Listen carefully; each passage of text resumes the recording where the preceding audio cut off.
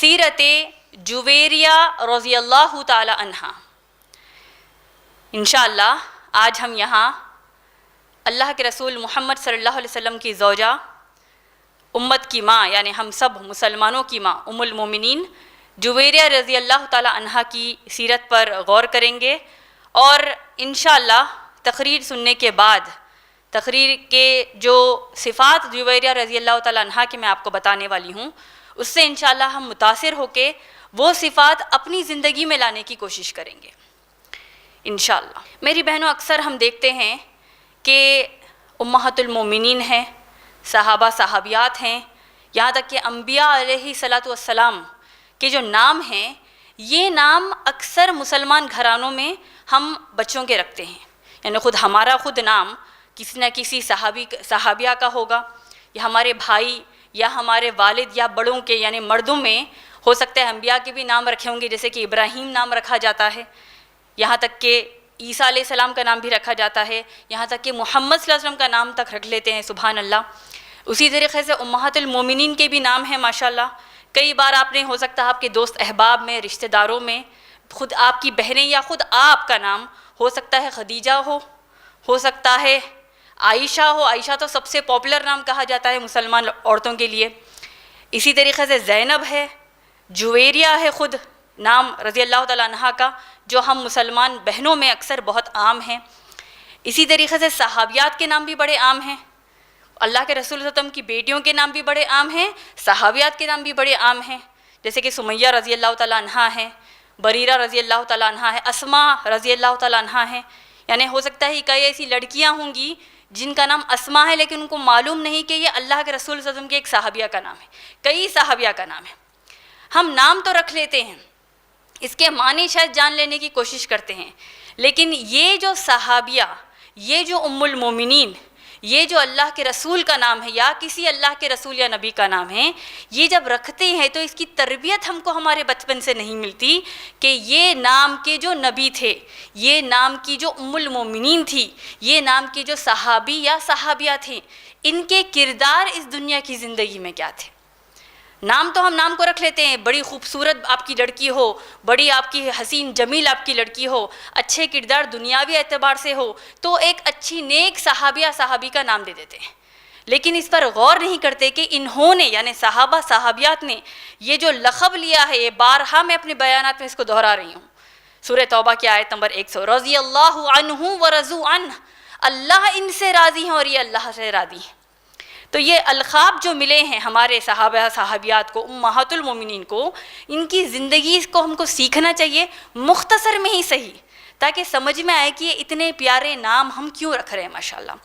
اسی طریقے سے آج جب ہم جویریہ رضی اللہ تعالیٰ عنہا کے بارے میں کچھ سمجھنے کی کوشش کریں گے کہ کیسی زندگی گزاری ہماری ام المومنین جویریہ رضی اللہ تعالیٰ عنہا نے، تو جس کے نام جویریہ ہوں یا جس کے نام عائشہ ہو رضی اللہ تعالیٰ عنہا کی طرح، یا کوئی بھی ام المومنین کی طرح ہو، کوئی بھی صحابی یا صحابیات کی طرح ہو، کوئی بھی انبیاء کے ناموں میں سے کسی نے اپنے لیے ایک نام چن لیا ہو، وہ سیرت کو اپنے اندر لانے کی ہم کو کوشش کرنا چاہیے۔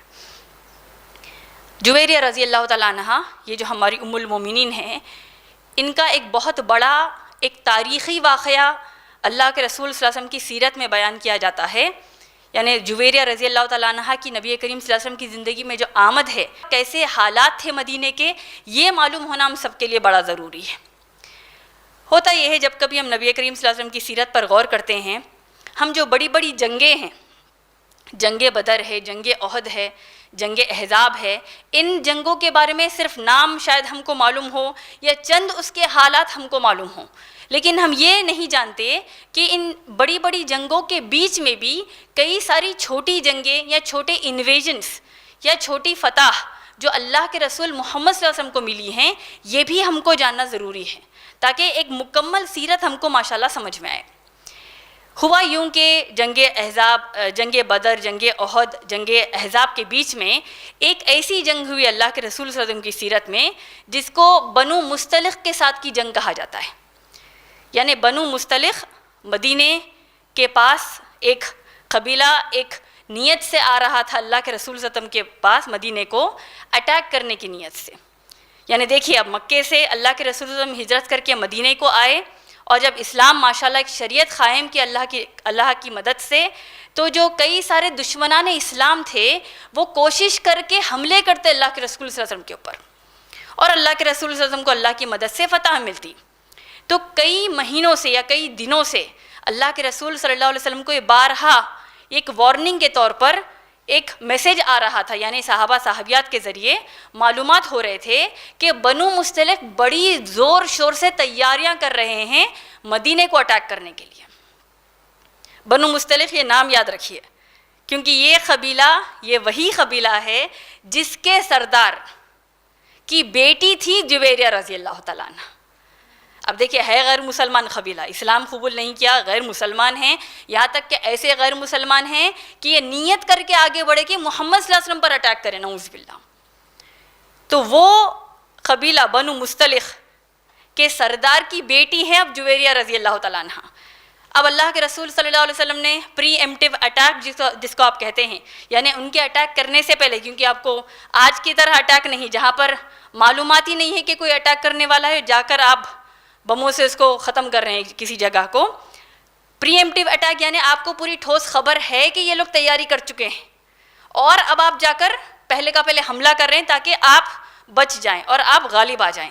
تو اللہ کے رسول صلی اللہ علیہ وسلم اسی نیت سے ماشاءاللہ تیاری کیے، بنو مستلق کے قبیلے پر حملہ کیا، وہ شکست پائے ذلت کے ساتھ، یہاں تک کہ پورے قبیلے کو کیپچر کر لیا گیا۔ وہ مرد و خواتین کو کیپچر کر کے مدینے کو لایا گیا۔ کیپچر کرنے کا سسٹم کیا ہے اسلام میں، یہ جاننا ہم کو جویریہ رضی اللہ تعالیٰ عنہ کے تعلق سے بڑا اہم ہے سمجھنے کے لیے۔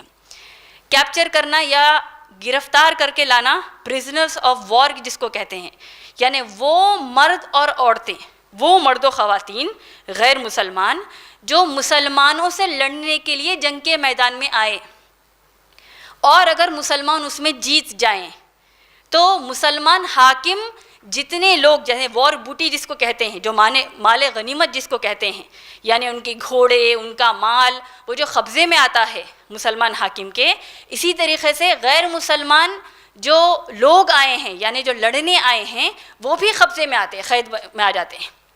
مرد رہا تو اس کو غلام کہتے ہیں، عورت ہوتی ہے تو اس کو لونڈی کہتے ہیں۔ اب ہمارے یہاں ہندوستان میں لونڈی کو ایک گالی کی طرح یا برے الفاظ کی طرح لیا جاتا ہے، اگرچہ اردو میں لونڈی کہتے ہیں ایسی عورت، ایسی غیر مسلمان عورت جو مسلمانوں کے خلاف لڑنے آئی ہے مسلمان مرد کی طرح، اور وہ ہارنے کے بعد مسلمانوں کی قید میں آ گئی۔ اور یہ سسٹم کوئی نیا سسٹم نہیں ہے، ایسے مسلمانوں کے اوپر، اسلام کے اوپر تہمتیں باندھی جاتی ہیں، دیکھو اسلام کا ایسا دین ہے، مردوں کو غلام بنا دیا جاتا ہے، عورتوں کو لونڈیاں بنا لیتے ہیں، لونڈیوں سے یہ نکاح کر لیتے ہیں۔ یہ بہت عام ایلیگیشن ہے اسلام کے خلاف، اور اکثر و بیشتر مسلمان عورتیں، خاص طور پر مسلمان مرد بھی اس کا صحیح جواب نہیں دینے کی وجہ سے، ایک تو ہم ان کو اسلام نہیں سکھا رہے ہیں غیر مسلمانوں کو، ساتھ میں خود کا ایمان شاید کہیں ڈگمگا نہ جائے، کری یہ کیسا سسٹم ہے اسلام میں، نعوذ باللہ۔ تو اسلام کا سسٹم کیسا ہے دیکھیے، سلیوری میں یہ جاننا ضروری ہے۔ ایک تو جو لڑنے آئے ان کو ہی قبضہ کیا جاتا ہے۔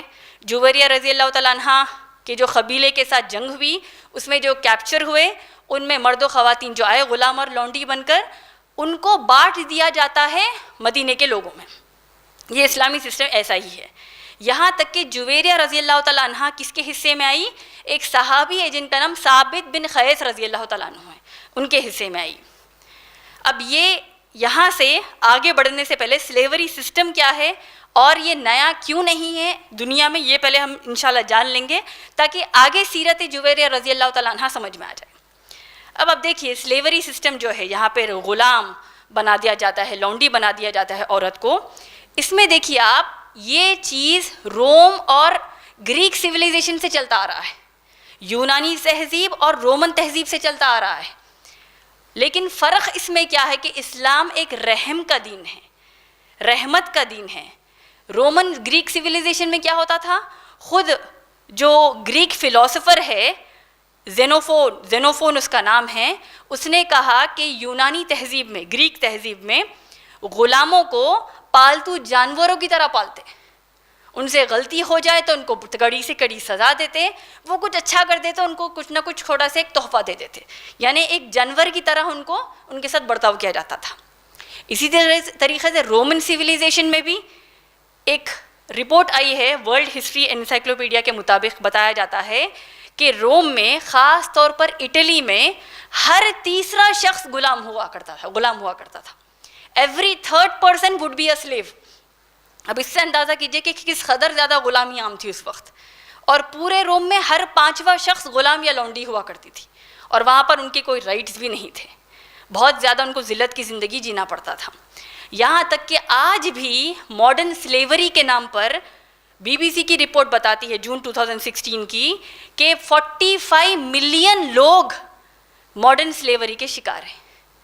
چاہے وہ عورتوں کے فحش جیسے دھندا جس کو کہتے ہیں نعوذ باللہ، عورتوں کو زنا کرنے پر مبتلا جو کیا جاتا ہے، پروسٹیٹیوشن کرنے پر مبتلا جو کیا جاتا ہے، یا پھر کسی بھی جو ہم کپڑے آج پہن رہے ہیں، جو چیزیں ہم آج استعمال کر رہے ہیں، بڑے بڑے فیکٹریز میں ان کو غلام بنا کر ان سے کام جو لیا جاتا ہے. ہر قسم کی جو سلیوری ہے اس کو آج کے دور میں ماڈرن سلیوری کہا گیا ہے. اور اس سے کتنے لوگ متاثر ہیں؟ میں نے کہا 45 ملین لوگ متاثر ہیں. 1 ملین میں 10 لاکھ ہوتے ہیں، ویسے 45 ملین لوگ ہیں دنیا میں، اور اب بہت زیادہ بڑھ بھی رہے ہیں. تو یہ کیا ہوتا ہے؟ یہ جو غلامی ہے اس میں غلام کا کوئی رائٹ ہی نہیں، کوئی غلام کی کوئی حق ہی نہیں ملتا. اسلام نے غلاموں کو حق دیا ہے، اسلام نے لونڈیوں کو حق دیا ہے. یہاں تک کہ اگر کوئی مسلمان کسی غلام کو خرید لیتا ہے، اس کے تحت کوئی غلام یا لونڈی آ جاتے ہیں، تو ان کے کھانے پینے کا، رہن سہن کا پورا خرچہ ان کو اٹھانا ہے. جو خدمت لینا ہے، جو کام لینا ہے آپ لیجئے، لیکن اللہ کے رسول محمد صلی اللہ علیہ وسلم نے فرمایا، ایک تعلیم سے سمجھ جائیے کیسا سسٹم ہے غلام اور لونڈی رکھنے کا اسلام میں. اگر تم اپنے غلام یا لونڈی کو تھپڑ مارتے ہو یا ان کو خالی بھی مارتے ہو تو تمہارے لیے کفارہ یہ ہے کہ ان کو آزاد کر دو. عثمان رضی اللہ تعالیٰ عنہ نے ایک مرتبہ اپنے نوکر یعنی اپنے غلام کا آہستہ سے کان کو مروڑا تھا، تو وہ اپنے نوکر کو واپس بلاتے ہیں کہ میں نے اتنا بڑا گناہ کر دیا، اب تم میرا کان کو مروڑو. نوکر کہتا ہے میں کیسے کر سکتا ہوں؟ نہیں، تم کو کرنا ہوگا، میں قیامت کے دن سے ڈرتا ہوں. اب نوکر کو ملی کس کی تربیت؟ عثمان رضی اللہ تعالیٰ عنہ کی. غلام کہتا ہے کہ میں بھی وہی آخرت کے دن سے ڈرتا ہوں. سبحان اللہ. تو یہ بیسک جو رائٹس ہے اسلام میں. اب یہاں پر لونڈی کے الگ ہو جائیں گے، دیکھیں مرد الگ ہو جائے گا، عورت الگ ہو جائے گی. اگر کسی مسلمان مرد کے تحت کوئی لونڈی آتی ہے، کوئی عورت غلامی میں آ جاتی ہے، تو اس کے ساتھ نکاح ہو سکتا ہے. یعنی نکاح کا مطلب نکاح کے پورے شرائط عمل میں نہیں آتے، بیوی کے جتنے حقوق ہیں اس کے آدھے حقوق اس کو دیے جاتے ہیں.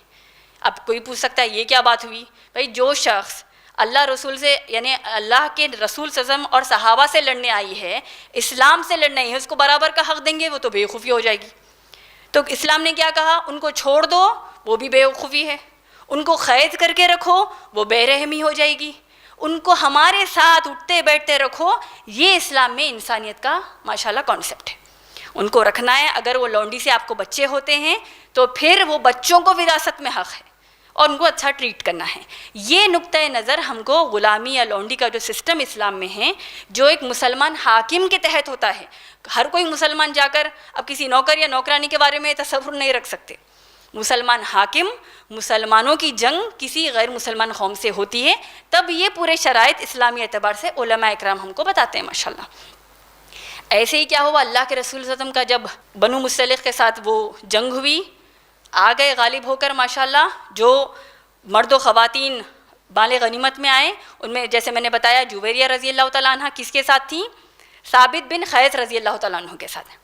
اب دیکھیے جو فریڈم آف سپیچ جس کو آج ہم کہتے ہیں، جس کو مس یوز بھی کرتے ہیں، یوز بھی کرتے ہیں، یہاں پر جویریہ رضی اللہ تعالیٰ عنہ وہاں کا ایک مزاج تھا عربوں میں یعنی اللہ کے رسول صلی اللہ علیہ وسلم کے دور میں کہ غلام یا لونڈی اپنے مالک کے ساتھ ایک معاہدہ کر سکتی ہے جس کو مکاتبہ کہتے ہیں.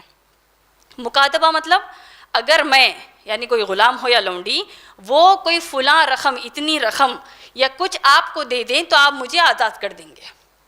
اور یہی مکاتبے کا ذکر آپ کو سورہ نور سورہ نمبر 24 کی آیت نمبر 33 میں بھی ملتا ہے، سورہ نمبر 24 آیت نمبر 33. مکاتبہ کتبہ سے ہے، لکھنے سے ہے، یعنی لکھ دو کہ ان کو کیا چاہیے، آپ کتنا چاہتے ہیں ان سے، وہ آپ کو کوئی رقم دیتے ہیں تو پھر آپ ان کو آزاد کر دیجیے. اسی طریقے سے جویریہ رضی اللہ تعالیٰ عنہ نے ثابت بن قیس رضی اللہ تعالیٰ عنہ سے گزارش کی کہ میں آپ کو فلاں گولڈ یعنی سونا اگر دے دوں گی تو آپ مجھے آزاد کر دیجیے. وہ راضی ہو گئے.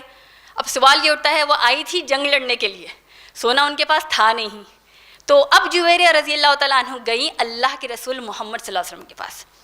سیرت میں آتا ہے کہ جب اللہ کے رسول محمد صلی اللہ علیہ وسلم کے پاس جویریہ رضی اللہ تعالیٰ عنہ گئی اور اپنی کہانی بتائی کہ وہ ہیں، دیکھیے اب ایک قبیلے کے سردار کی بیٹی ہیں، یعنی شان و شوکت میں حکم دینے والوں میں سے ہیں، بہت بڑے نامور لوگوں میں سے ہیں، آپ حکم چلانے والوں میں سے ہیں۔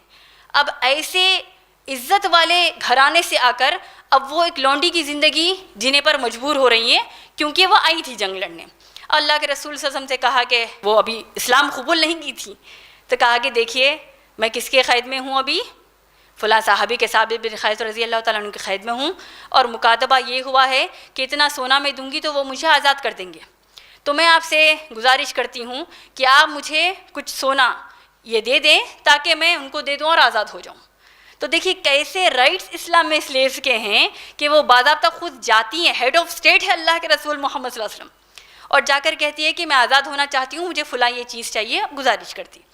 اللہ کے رسول صلی اللہ علیہ وسلم نے حالت کو دیکھا کہ ایسی مجبوری کی حالت میں ہے۔ اللہ کے رسول صلی اللہ علیہ وسلم حکمت والے، دور اندیش اللہ کے رسول ہے، سوچیے ماشاء اللہ، اللہ کے رسول صلی اللہ علیہ وسلم نے کہا کہ آپ کو میں آزاد کر دوں گا، خود حاکم ہے اللہ کے رسول صلی اللہ علیہ وسلم، میں آپ کو آزاد کروا دوں گا اور میں آپ سے نکاح کر لوں گا، آپ اسلام قبول کر لیجئے، میں آپ سے نکاح کر لوں گا اور آپ آزاد بھی رہیں گی ماشاءاللہ۔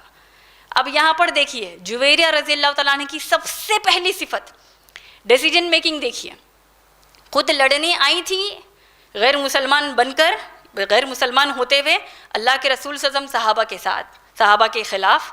اب یہاں پر ایک رحم کا باعث جو اسلام نے بنایا جویریہ رضی اللہ تعالیٰ عنہ کو، وہ خوشی خوشی انہوں نے کہا کہ میں آپ کی زوجہ بننے کا مجھے شرف حاصل ہوتا ہے، میں وہ اپنانا چاہتی ہوں۔ سبحان اللہ۔ کوئی اور لڑکی ہوتی، حالانکہ ان کی عمر ماشاءاللہ بھی 20 سال کی ہیں، جوان 20 سال کی عورت ہے ماشاءاللہ جویریہ رضی اللہ تعالیٰ عنہ، ایسے وقت کوئی بھی چاہتا ہے کہ کتنا بھی ہو ٹھیک ہے، نبی ہوں گے، صحابہ صحابیات ہوں گے، لیکن میرے کلان پر حملہ ہوا ہے، میرے کلان کے لوگوں، میرے قبیلے کے لوگوں کے ساتھ جنگ ہوئی ہے، تو کوئی بھی چاہے گا کہ آزاد کر دیں۔ جب اللہ کے رسول صلی اللہ علیہ وسلم نے اتنا سنہرا موقع دیا کہ میری نکاح میں آپ آ جائیے، آپ کو ام المومنین کا لقب مل جائے گا، آپ میری بیوی کہلائیں گی اور آپ ماشاءاللہ آزاد رہیں گی اسلام قبول کر کے، یہ آپشن کو چنا اپنے لیے۔ سبحان اللہ۔ اور ہوا کیا دیکھیے اس میں، جیسے ہی جویریہ رضی اللہ تعالیٰ عنہ آزاد ہوئی، اسلام قبول کیا اور اللہ کے رسول صلی اللہ علیہ وسلم کی زوجیت میں آ گئی، پورے مدینے میں خبر مشہور ہو گئی کہ اللہ کے رسول صلی اللہ علیہ وسلم نے بنو مستلق کے قبیلے کے سردار کی بیٹی سے نکاح کر لیا۔ اب اس کی اہمیت کیا ہے دیکھیے آپ، کیونکہ بنو مستلق کی جنگ میں جتنے لونڈی اور غلام آئے تھے قید میں، جتنے مدینے کے گھروں میں یہ غلام اور لونڈیاں تھیں، صحابہ صحابیات نے سوچا کہ یہاں تو اب جویریہ رضی اللہ تعالیٰ عنہ کا نکاح ہوا ہے محمد صلی اللہ علیہ وسلم کے ساتھ، تو اب یہ جتنے بنو مستلق کے لوگ ہمارے درمیان قید میں ہیں، جس کو ہم نے غلام اور لونڈی بنا لیا ہے، یہ سب کیا ہو گئے، اب نبی کریم صلی اللہ علیہ وسلم کے سسرال والے ہو گئے۔ تو بھلا ہم نبی کریم صلی اللہ علیہ وسلم کے سسرال والوں کو کیسے قید کر سکتے ہیں؟ پورے کے پوروں نے آزاد کر دیا۔ تو کتنی بڑی چیز ہو گئی ہے ماشاءاللہ، پوروں کو آزاد کر دیا، چھوڑ دیا قید سے۔ اب اس کے اوپر دوسری رحمت کیا ہو گئی آپ جانتے ہیں، جب بنو مستلق کے قبیلے کے لوگوں نے دیکھا جن پر ہم نے آ کر حملہ کیا، یہاں تک کہ رسول صلی اللہ علیہ وسلم پر اٹیک کرنے کی ہم نے کوشش کی اس جنگ میں، جو جنگ کے لیے ہم مہینوں سے تیاریاں کر رہے ہیں، اور اب جب آ گئے تو گھروں میں ہی سکون سے تھے، ان کے یہاں سکون میں یعنی قید میں تھے جہاں پر ہم کو رائٹس دیے جا رہے تھے، لیکن قید میں تو تھے ہم یہاں پر، اب ہم کو آزادی کر دیا انہوں نے بس ایک نکاح کی وجہ سے۔ تو تمام کے تمام قبیلے والوں نے اسلام قبول کر لیا۔ سبحان اللہ۔ یہ ایک عمل صحابہ صحابیات کا دیکھ کر اسلام قبول کر لیا۔ جویریہ رضی اللہ تعالیٰ عنہ کا نکاح دیکھ کر صحابہ صحابیات نے آزاد کر دیا، اور ان پوروں نے آزاد کرنے کے اوپر اسلام قبول کر لیا ماشاءاللہ۔ یہی بات ام المومنین عائشہ رضی اللہ تعالیٰ عنہ فرماتی ہیں کہ میں نے ایسی عورت کہیں نہیں دیکھی، ایسی رحمت کا باعث بننے والی عورت نہیں دیکھی جو اپنے قبیلے کے لیے ایسی رحمت کا باعث بنی کہ پورے قبیلے کو غلامی سے آزاد کروایا اور پورے قبیلے کو اسلام قبول کرنے کی توفیق اللہ کی طرف سے ملی۔ یہ ایک بہت بڑی تعریف کی۔ اللہ کے رسول صلی اللہ علیہ وسلم کی بیوی جویریہ رضی اللہ تعالیٰ عنہ کے بارے میں. اور دوسری چیز عائشہ رضی اللہ تعالیٰ عنہ فرماتی ہیں، اب دیکھیے خود محمد صلی اللہ علیہ وسلم کی بیوی ہے عائشہ رضی اللہ تعالیٰ عنہ، وہ فرماتی ہیں کہ جب میں نے پہلی بار جویریہ رضی اللہ تعالیٰ عنہ کو دیکھا تو میں نے دیکھا وہ اتنی خوبصورت ہے، لگتا ہے کوئی پری آ گئی ہو، اتنی خوبصورت تھی جویریہ رضی اللہ تعالیٰ عنہ. تو گویا کہ یہ ایک عمل جو اللہ کے رسول صلی اللہ علیہ وسلم کی سیرت کا ہے، جہاں پر اللہ کے رسول صلی اللہ علیہ وسلم کا ہر نکاح حکمت والا ہوتا، دور اندیش کی نظر کا ہوتا اور پوری امت کو اور تمام انسانیت کو فائدہ پہنچانے والا ہوتا. یہ ہم کو جویریہ رضی اللہ تعالیٰ عنہ کی اس نکاح سے سمجھ میں آتا ہے، سبحان اللہ. اور جب نکاح ہو گیا، اللہ کے رسول صلی اللہ علیہ وسلم کی زوجیت میں آ گئیں، تو جو چند صفات یا چند خوبیاں اس کو آپ کہہ سکتے ہیں جویریہ رضی اللہ تعالیٰ عنہ کے، ان میں سے ایک جو بہت مشہور اور معروف خوبی ہے وہ یہ ہے، جس کا ذکر ہم کو صحیح مسلم میں آتا ہے، جلد نمبر 5 حدیث نمبر 6193، والیوم نمبر 7 حدیث نمبر 6193. جویریہ رضی اللہ تعالیٰ عنہ کی خوبی یہ تھی، جو افسوس کی بات یہ ہے کہ ہم میں سے اکثر و بیشتر ہماری مائیں، ہماری بہنیں یہ عمل نہیں کرتی. جویریہ رضی اللہ تعالیٰ عنہ کا پیارا عمل یہ ہوتا کہ اپنی فرض نماز کے بعد وہ اپنی جگہ سے بغیر اٹھے خوب اللہ کا ذکر کرتی. ایک مرتبہ جو حدیث کی میں آپ کو دلیل دے رہی ہوں، صحیح مسلم حدیث نمبر 6193، اللہ کے رسول صلی اللہ علیہ وسلم جویریہ رضی اللہ تعالیٰ عنہ کے حجرے میں تھے. جویریہ رضی اللہ تعالیٰ عنہ نے جب اپنی فجر کی نماز پڑھ لی، صبح کی نماز پڑھ لی، اس کے بعد وہ اپنی جگہ پر ہی تھی، جیسے کہ میں نے بتایا خوب اللہ کا ذکر کرنے لگی، یہاں تک کہ نبی کریم صلی اللہ علیہ وسلم جویریہ رضی اللہ تعالیٰ عنہ کے حجرے سے باہر گئے کچھ کام سے، اور کافی دیر کے بعد واپس آئے. یعنی سورج کی گرمی شروع ہو گئی، یعنی 3 گھنٹے 4 گھنٹے ایک لمبا عرصہ گزر گیا. اور جب واپس اللہ کے رسول صلی اللہ علیہ وسلم واپس آئے حجرے کو جویریہ رضی اللہ تعالیٰ عنہ کے، تو دیکھا کہ وہ ویسے ہی بیٹھی ہیں ذکر میں.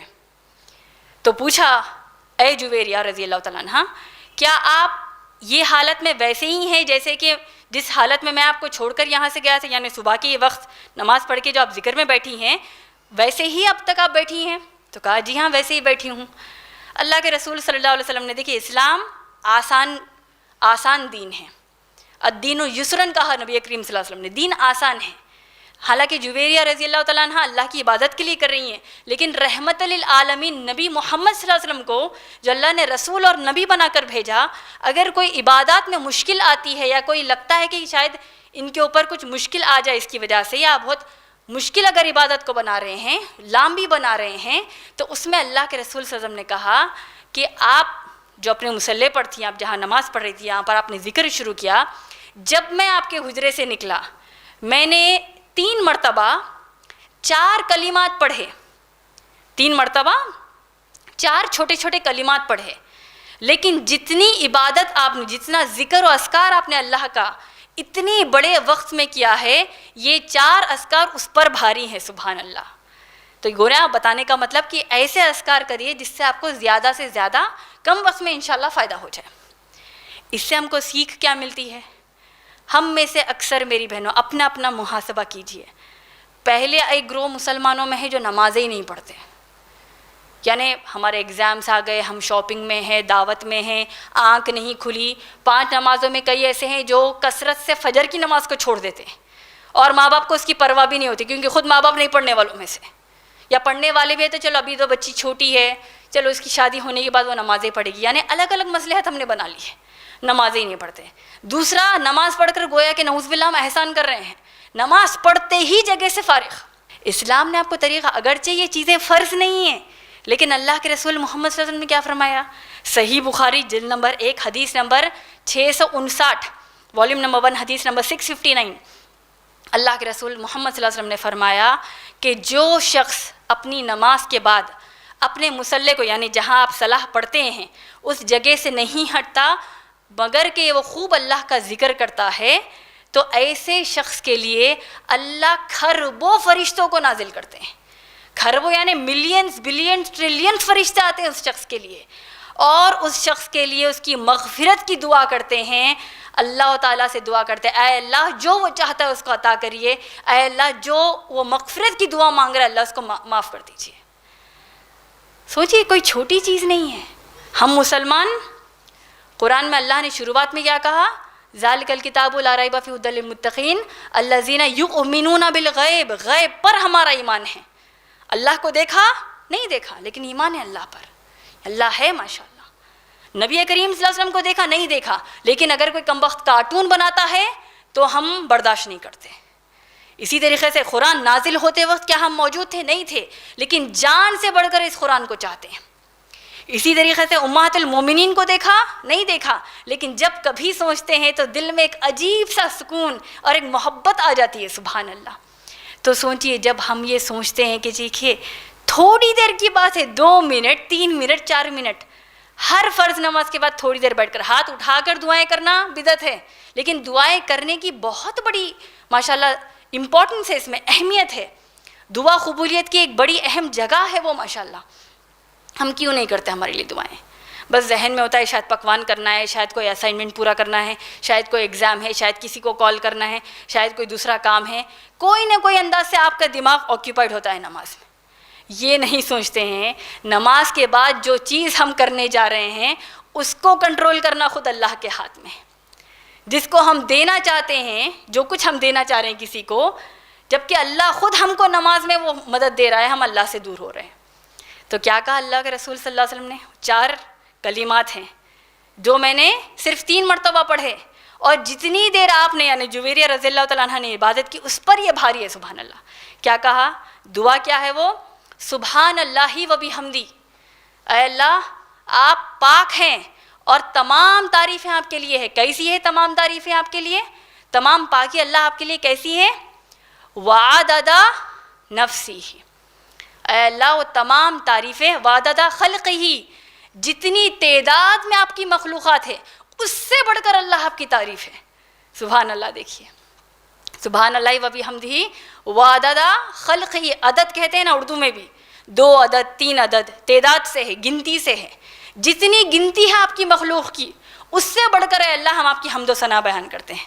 وعدد خلقہ ورضاء نفسہ. اور اللہ ایسی سبحان اللہ و بحمدہ ایسی تعریف جس سے آپ راضی ہو جائیں. وزینت عرشہ. اور جتنا وزن آپ کا عرش اللہ اس سے بڑھ کر اللہ آپ کی تعریف. ومداد کلمتی ہے. اور وہ سیاہی جس سے آپ کے کلمات لکھے جا سکتے ہیں، اتنی بڑی اتنی زیادہ سیاہی اتنی زیادہ انک، اس سے بڑھ کر اللہ آپ کی حمد و ثنا بیان کرتے ہیں. ایک دعا ہے سبحان اللہ، اس کو کیا ہم دیکھیے اتنا یاد کرتے ہیں اسکول کالج کی پڑھائی میں، چھوٹی چھوٹی دعائیں ہیں. اس کے علاوہ اللہ کے رسول صلی اللہ علیہ وسلم نے کیا فرمایا؟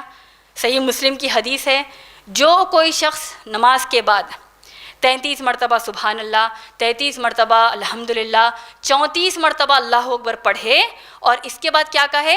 لا الہ الا اللہ وحدہ ولا شریک لہ لہ الملک ولہ الحمد وہو علی کل شیء قدیر. بس اتنا سا کرنا ہے، 4-5 منٹ کے اندر ہی ہو جائے گا. دل سے پڑھیے، لیکن یہ کر لیں گے تو کیا ہوگا؟ سمندر کے جھاگ کی طرح آپ کے جتنے اگر اتنے بھی گناہ ہوں گے تو اللہ اس کو معاف کر دیں گے. ابھی کہہ جائیے ہم کو وہ اللہ سے کنیکشن کی مثال جویریہ رضی اللہ تعالیٰ عنہ نے کر کے بتائی ماشاءاللہ. اگر آپ سوچئے یہی بات آپ سوچئے، اللہ کے رسول صلی اللہ علیہ وسلم پھر سے جب داخل ہوئے اور دیکھا کہ خوب عبادتیں جویریہ رضی اللہ تعالیٰ عنہ کر رہی ہیں اور اس کو اور سراہا اور کہا کہ ایسے ہی کرنا چاہیے، تو ہمارے لیے تو مشکل ہو جاتی. ہم میں سے ہم کرتے ہی نہیں. اب اس پر سے اگر ایسی کرنا ہوتا تو ہم تو اور پیچھے ہٹ جاتے. اللہ کے رسول صلی اللہ علیہ وسلم نے ہم کو آسانی بتائی ماشاءاللہ، اور اس کے بعد جویریہ رضی اللہ تعالیٰ نے وہی عمل کیا. سبحان اللہ.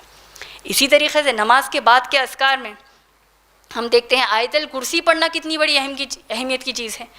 2 منٹ نہیں لگتے آیت الکرسی پڑھنے، لیکن راجدھانی ایکسپریس کی طرح اس کو مت پڑھیے، کوئی پلین کی سپیڈ سے اس کو مت پڑھیے، آرام سے سوچ کر پڑھیے کہ اللہ کی توحید اس میں بیان کی جا رہی ہے. آپ جب آیت الکرسی پڑھتے ہیں ہر فرض نماز کے بعد، اللہ کے رسول محمد صلی اللہ علیہ وسلم فرماتے ہیں کہ وہ بندے اور جنت کے بیچ میں صرف موت کا پردہ ہوتا ہے. کتنی پیاری چیز ہے. دیکھیے موت آئی، اب جنت کا مہمان ہو گیا. سبحان اللہ. تو دیکھیے جب ہم دعائیں کرتے ہیں، چاہے نماز کے بعد کی دعائیں ہوں یا کبھی بھی آپ دعائیں کر لیجئے، 2 بنیادی دعائیں ہم سے ہوتی ہیں. ایک دعائیں مسئنہ کہتے ہیں، یعنی ہم ہماری حاجت کے لیے اللہ مجھے یہ دلا دیجئے، وہ دلا دیجئے، اللہ یہ کام میرا بنا دیجئے، اللہ وہ مشکل سے نکال دیجئے، یہ کیا ہو گیا؟ حاجت والی دعا ہو گئی، دعائے مسئلہ اس کو عام طور پر کہتے ہیں۔ دوسری ہے دعائے ذکر، جہاں اللہ سے آپ کچھ مانگتے نہیں، بس اللہ کو یاد کرتے ہیں، خوب اللہ کا ذکر کرتے ہیں۔ اور یاد رکھیے دعائے مسئلہ کیا ہے؟ جو آپ کو چاہتے ہیں وہ ملتا ہے دعا کرنے سے۔ دعائے ذکر وہ ہے جو بندہ مانگنے پر جو نہیں ملتا اس سے بڑھ کر اس کو دیا جاتا ہے۔ سبحان اللہ۔ اس کی ایک بہت پیاری مثال کیا ہے آپ جانتے ہیں؟ سورہ بقرہ کی آیت نمبر 152، اللہ نے کیا فرمایا؟ فَاذْكُرُونِي أَذْكُرْكُمْ، تو تم میرا ذکر کرو میں تمہارا ذکر کروں گا، وَاشْكُرُوا لِي وَلَا تَكْفُرُونَ، تو پھر میرا شکر ادا کرو اور کفر کرنے والوں میں سے مت بنو۔ تو یہ ایک چیز کیا سمجھ میں ہے؟ خشوع، جو عاجز ہو کر اللہ کے سامنے ہم کو نمازوں کے لیے ٹھہرنا ہے، اور نماز پڑھنے کے بعد جو ہم کو ذکر کرنا ہے، یہ چیزوں کو ہم کو سمجھنا چاہیے۔ اچھا، ایک بڑی اہم بات یہ بھی ہے، نماز کے بعد دعائیں تب کریں گے جب نماز سمجھ میں آئے گی۔ بس پڑھ لیے چلو نماز کے بعد کی دعائیں میں نہیں، اصل تو نماز ہے، اس کے بعد نماز کی دعائیں ہیں، اور نماز میں خشوع آ نہیں رہا ہے۔ خشوع یعنی جو آپ کی عاجزی، جو آپ کو ہے کہ بس اللہ کے سامنے مجھے ٹھہرنا ہے، اللہ کے سامنے میں گڑ گڑا کر ٹھہری ہوں یا ٹھہرا ہوں تاکہ اللہ مجھے معاف کر دے اور میری عبادات کو قبول کر لے۔ ابن قیم رحمۃ اللہ علیہ نے بڑی پیاری بات بتائی، اور یہ بات کا اندازہ ہم کو قیامت کے دن ہوگا، لیکن تیاری یہیں سے کرنی ہے۔ کیا کہا؟ بڑی اہم بات بتائی۔ ابن قیم رحمۃ اللہ علیہ فرماتے ہیں کہ اللہ کے سامنے بندہ دو مقامات پر ٹھہرتا ہے، دو جگہ ہوتی ہیں جہاں اللہ کے سامنے بندہ ٹھہرتا ہے۔ ایک اس کی نماز میں ہم ٹھہرتے ہیں اللہ کے سامنے، تو وہ احسان کی کیفیت کیوں نہیں آ رہی ہم کو کہ اللہ کے رسول صلی اللہ علیہ وسلم نے کیا فرمایا کہ نماز میں جب تم ٹھہرتے ہو سامنے تمہارے اللہ ہوتے ہیں۔ کیسی کیفیت میں ہم نہیں جانتے، لیکن ہمارا ایمان ہے کہ اللہ ہم کو دیکھ رہے ہیں، اور ہمارا ذہن کہیں اور ہوتا ہے۔ نماز میں ہم کو مزہ نہیں آ رہی ہے، مزہ نہیں آ رہا مطلب سمجھ نہیں آ رہا ہے، دلچسپی نہیں آ رہی ہے، جبکہ صحابہ صحابیات روتے اپنی نمازوں میں، تو خشوع کیسے آئے گا؟ کیا کہا ابن قیم رحمۃ اللہ علیہ نے؟